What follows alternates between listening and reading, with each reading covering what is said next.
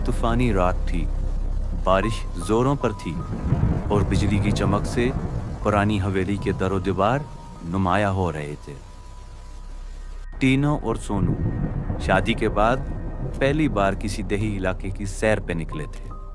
रास्ता भटकने के बाद वो पनाह की तलाश में इसी खाली हवेली तक जा पहुंचे। हवेली का दरवाजा खुद ब खुद खुल गया।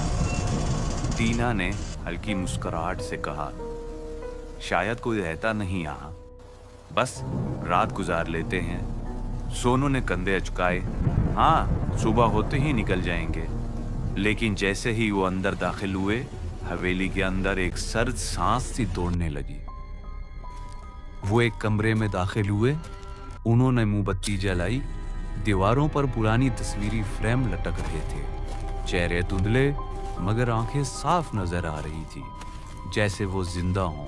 टीना ने अचानक देखा कि एक तस्वीर में मौजूद औरत की आंखें उसकी तरफ देख रही हैं। सोनू, ये देखी तुमने? सोनू ने हंसते हुए कहा, टीना, तुम्हें वहम हो रहा है। मगर अगले ही लम्हे इनके पीछे दरवाजा जोर से बंद हुआ।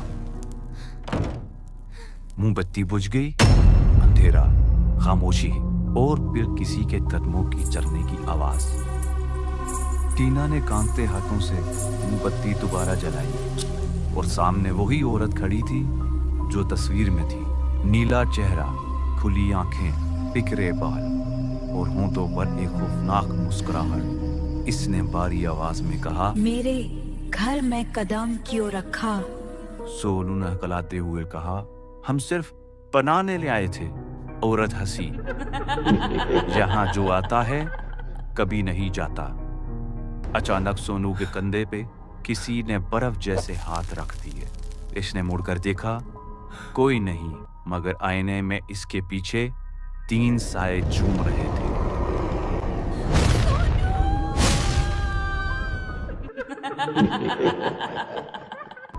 सुबह की रोशनी के साथ पुलिस वहां पहुंची। हवेली के दरवाजे खुले थे।